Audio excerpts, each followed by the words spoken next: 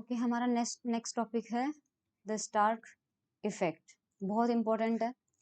Observed Stark effect in hydrogen. तो सबसे पहले इसकी थ्योरी देख लेते हैं कि स्टार्क इफेक्ट होता क्या है। जैसे जीमान इफेक्ट देखा, पास्चनबेग इफेक्ट देखा, वैसे ही स्टार्क इफेक्ट है। डिफरेंस क्या है वो अभी समझ में आ जाएगा। इन 1913 जे Stark discovered that the Balmer lines emitted by hydrogen atoms placed in, यहाँ in लिखा हुआ है ना, in an electric field of the order of 10 raised to power 5 volt per centimeter are split into a number of polarized component। कहना क्या चाह रहे हैं यहाँ पे कि हमने हाइड्रोजन का स्पेक्ट्रम देखा था, हमें लाइमन सीरीज मिली थी, हमें बामर सीरीज मिली थी। तो ऐसा देखा गया है कि जब हाइड्रोजन एटम को इलेक्ट्रिक फील्ड में रखा जाता है तो उसका जो बामर लाइंस थी, उसकी जो बामर लाइंस थी वो एक लाइन जो है वो बहुत सारे लाइंस के अंदर स्प्लिट हो रही थी, पोलराइज्ड कंपोनेंट में स्प्लिट हो रही थी। Okay, when viewed perpendicular to the field some of the component of each line are plane polarised with the electric field vector parallel to the field. Again इसका भी वही कंसेप्ट है जो Zeeman effect में था कि पाई कंपोनेंट हम किसको बोल रहे थे और सिग्मा कंपोनेंट किसको बोल रहे थे। तो पाई कंपोनेंट कौन से होंगे, जब हम इलेक्ट्रिक फील्ड जो हमने अप्लाई की है उसके परपेंडिकुलर डायरेक्शन से देखें। Okay, when viewed perpendicular to the field, यानी इलेक्ट्रिक फील्ड जो अप्लाई की है उसके परपेंडिकुलर डायरेक्शन से हम स्पेक्ट्रम को देखें तो sum of the components of each line, तो जो लाइन के स्प्लिटेड कंपोनेंट थे वो प्लेन पोलराइज थे और उनका जो प्लेन था वो इलेक्ट्रिक फील्ड के पैरेलल वाइब्रेट कर रहा था। ऐसे कंपोनेंट को पाई कंपोनेंट नाम दिया गया। And others are polarised with electric field vector perpendicular to the field, और जो दूसरे इलेक्ट्रिक फील्ड दूसरे कंपोनेंट्स थे उनके इलेक्ट्रिक वेक्टर जो है वो फील्ड के परपेंडिकुलर वाइब्रेट कर रहे थे, उन्हें क्या नाम दिया गया, सिग्मा कंपोनेंट। यही इसमें ही अगर इलेक्ट्रिक फील्ड को मैग्नेटिक फील्ड से रिप्लेस कर दिया जाए तो हमारे पास जीमान के और पास्चनबेग के कंपोनेंट आ जाते हैं पाई और सिग्मा। ओके, तो ये हमें पता होना चाहिए, एग्जाम में कई बार पाई और सिग्मा की डेफिनेशन भी पूछ ली जाती है। When viewed parallel to the field, only the sigma components appear, which are now unpolarized. This splitting of spectral line in an electric field is known as Stark effect। आपको ये बीच वाली line नहीं समझनी है क्योंकि ये कहना चाह रहा है कि अगर पैरेलल देखोगे इलेक्ट्रिक फील्ड के तो पाई कंपोनेंट दिखाई नहीं देंगे, सिर्फ होंगे जरूर पर दिखाई नहीं देंगे, सिर्फ सिग्मा कंपोनेंट जो है वही अपीयर होंगे। अगेन ये जो स्प्लिटिंग है, चाहे पाई कंपोनेंट हो चाहे सिग्मा कंपोनेंट हो, ये जो स्प्लिटिंग होती है इलेक्ट्रिक फील्ड लाइन की वजह से, इसको बोलते हैं स्टार्क इफेक्ट। तो ध्यान रखना, जीमन में और पास्चनबेग में हम मैग्नेटिक फील्ड की बात करते हैं, जबकि स्टार्क इफेक्ट में हम इलेक्ट्रिक फील्ड की बात करते हैं।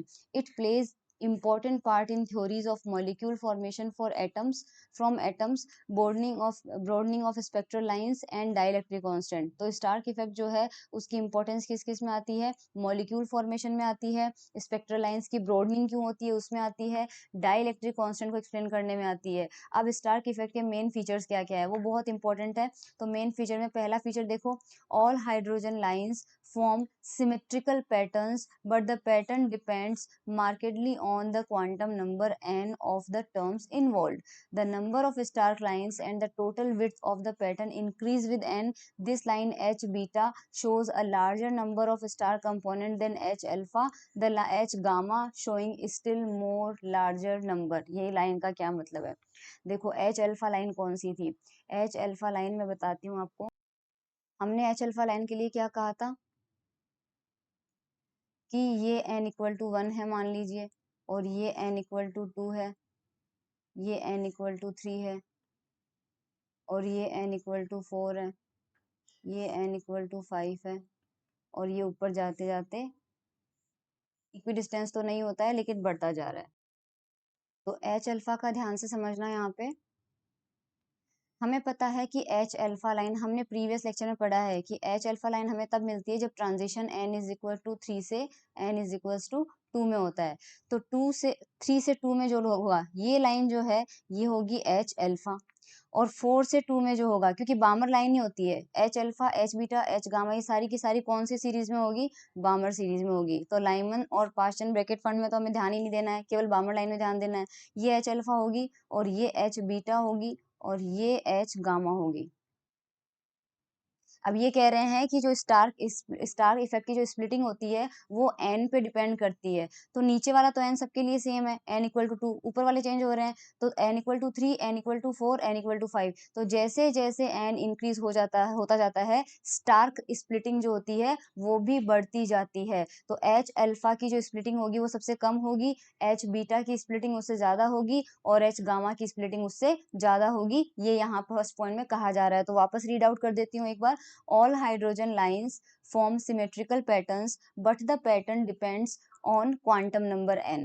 जो पैटर्न है वो n पे डिपेंड करेगा। The number of Stark lines and the total width, एक तो नंबर स्टार्क लाइन्स का एक तो नंबर और एक अपने पास विड्थ हो जाएगा, ये किसके साथ इंक्रीज होगा, n के साथ इंक्रीज होगा। ठीक है, this line H beta shows larger number than H alpha, यानी कि H अल्फा से ज्यादा नंबर किस में शो होंगे, H बीटा में शो होंगे, और H गामा में और ज्यादा लार्जर नंबर जो है स्टार्क लाइन के हमें शो होंगे। तो फर्स्ट फीचर आई होप आपको क्लियर है।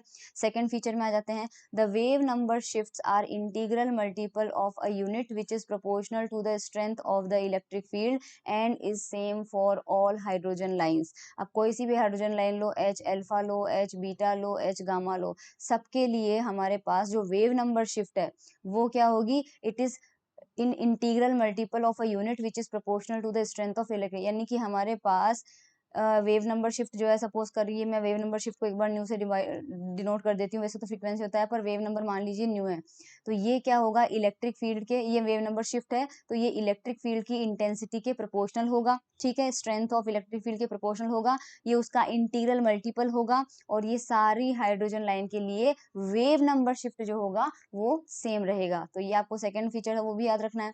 थर्ड फीचर आ जाओ। Except for the absence of circular polarization in longitudinal observation, the polarization properties of stark lines resemble those of the Zeeman line, but in contrast to Zeeman line, the pi component show greater shift than sigma component. यहाँ पर क्या किया गया है, Stark effect का comparison किया गया है जीमान इफेक्ट से। तो ये कह रहा है कि अगर सर्कुलर पोलराइजेशन को एक बार छोड़ दिया जाए, सर्कुलर पोलराइजेशन को छोड़ दिया जाए, तो बाकी जो पोलराइजेशन प्रॉपर्टीज है, the polarisation properties of Stark line, अगर सर्कुलर पोलराइजेशन को छोड़ दिया जाए तो बाकी पोलराइजेशन प्रॉपर्टीज जो है वो स्टार्क इफेक्ट की बिल्कुल वैसी होती है जैसी जीमन लाइन की होती है। बस एक और अलग फीचर होता है, जैसे जीमन लाइन में पाई कंपोनेंट जो होते हैं वो सिग्मा के कंपोनेंट में कम शिफ्ट दिखाते हैं, जबकि स्टार्क में क्या होता है, in contrast to Zeeman line the pi component show greater shift than sigma, यानी कि स्टार्क में तो पाई कंपोनेंट ज्यादा शिफ्ट दिखाते हैं और जीमान में पाई कंपोनेंट सिग्मा से कम शिफ्ट दिखाते हैं। तो इस वाले फीचर में जीमान और स्टार को कंपेयर किया गया है। फोर्थ वाले में आ जाओ। The hydrogen line involving the lower energy state, यानी स्मॉल एन के लिए, स्मॉल एन के लिए मतलब H अल्फा, H बीटा या H gamma, show only symmetrical, H alpha और H बीटा में हमारे पास स्मॉल क्वांटम नंबर इन्वॉल्व है क्योंकि इसमें n इक्वल टू 3 है और इसमें n इक्वल टू 4 है।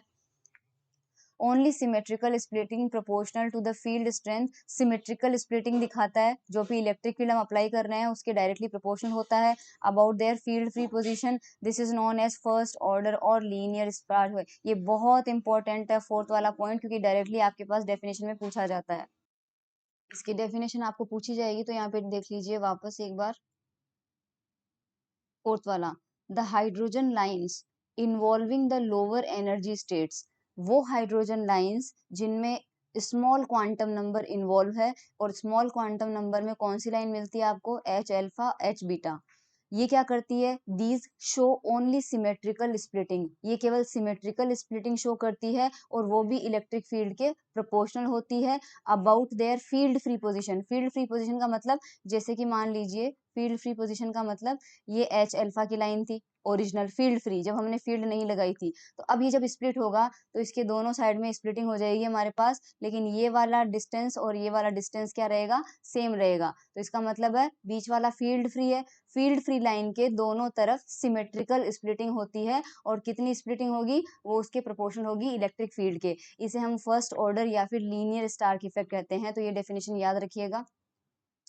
सेकेंड ऑर्डर स्टार्क इफेक्ट की भी डेफिनेशन आती है, for the line involving the higher state, n quantum number और ज्यादा बड़ा हो, n इक्वल टू 5 लो, n इक्वल टू 6 लो, n इक्वल टू 5 के करस्पॉन्डिंग जो लाइन मिलती है h गामा मिलती है, n इक्वल टू 6 के करस्पॉन्डिंग लाइन मिलती है h डेल्टा। ठीक है, तो हायर स्टेट में जैसे कि h गामा और h delta, the Stark component show unidirectional displacement proportional to the square of the field strength.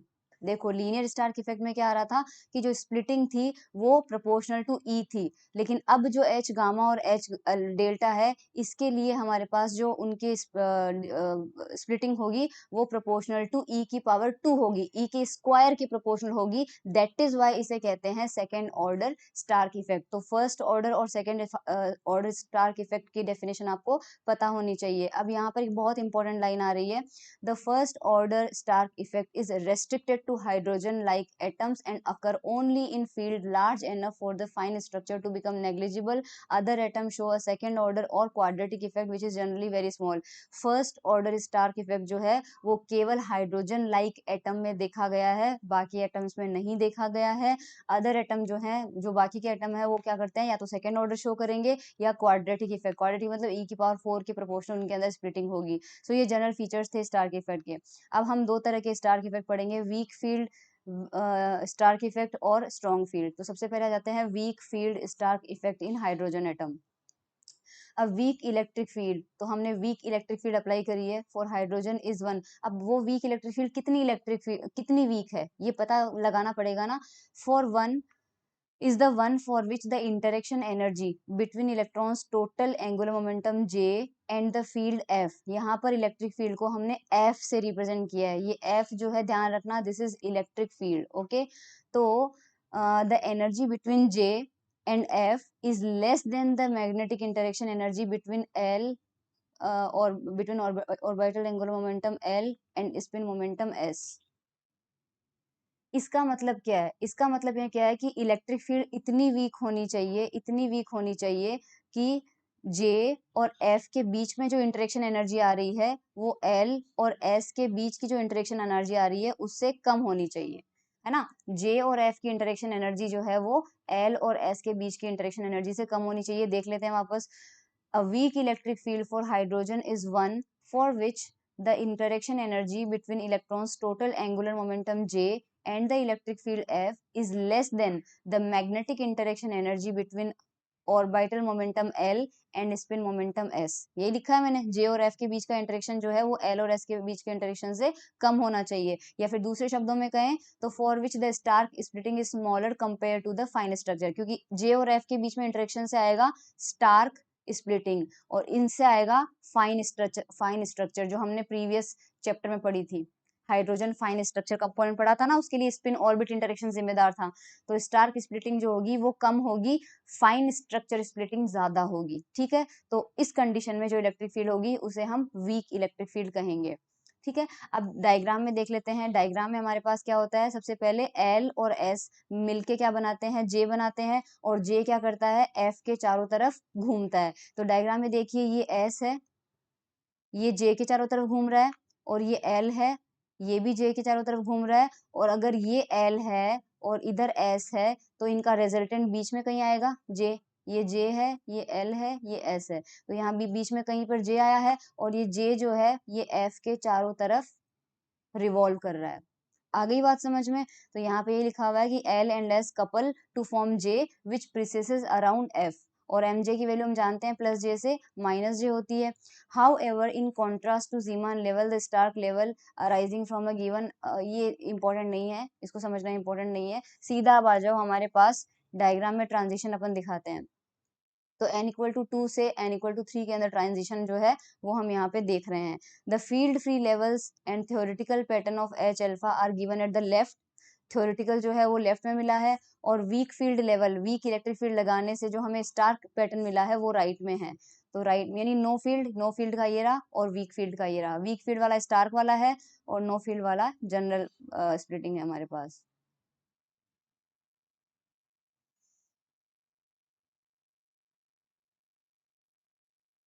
Okay, तो सबसे पहले n इक्वल टू 3 के लिए देख लेते हैं, और n इक्वल टू 2 के लिए देख लेते हैं। n इक्वल टू 2 में हमारे पास सबसे पहले n इक्वल टू 2 और 3 के अंदर ये लेवल्स कैसे आए हैं, ये यहाँ पे कौन कौन से लेवल हैं वो मैं बता देती हूँ। देखो n इक्वल टू 2 में हमारे पास क्या होता है 2s और 2p, correct.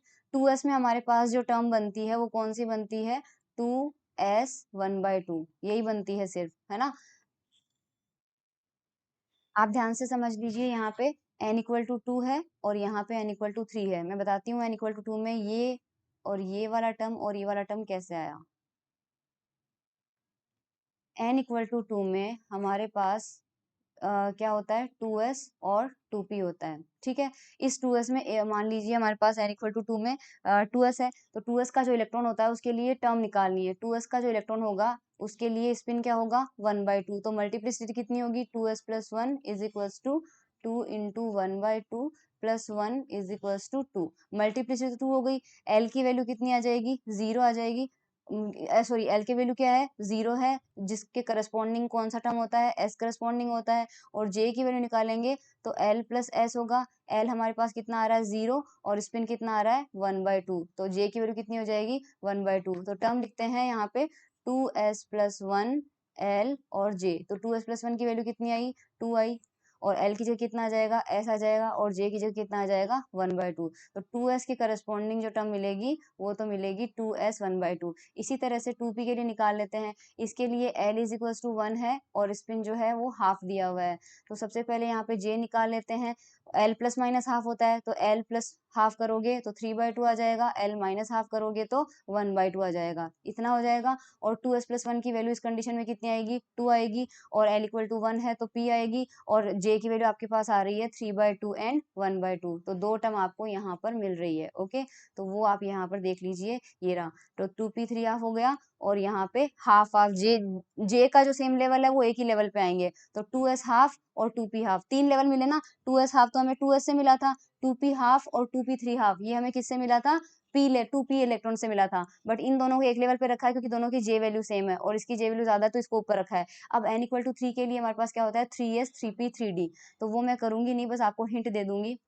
3s 3p 3d, इस बार क्या हो रहा है आपके पास 3s एक इलेक्ट्रॉन 3p और एक इलेक्ट्रॉन 3d। इसके लिए l इक्वल टू 0 है और स्पिन आपके पास कितना है 1/2 है। इसके लिए l इक्वल टू 1 है और स्पिन आपके पास कितना है 1/2 है। इसके लिए l इक्वल टू 2 है और स्पिन कितना आपके पास 1/2 है। तो यहाँ पे मल्टीप्लिसिटी कितनी हो जाएगी 2s+1 इज इक्वल टू 2, और यहाँ पर भी कितनी हो जाएगी मल्टीप्लिसिटी देख लो सब जगह, 2s+1 इज इक्वल्स टू 2, यहाँ पर भी 2s+1 इज इक्वल्स टू 2, ये आ गया करेक्ट। इसके बाद यहाँ पे कौन सा l इक्वल टू 0 है तो कौन सा ऑर्बिट आएगा s, यहाँ l इक्वल टू 1 है तो कौन सा आएगा p, यहाँ इक्वल टू t है तो कौन सा आएगा d।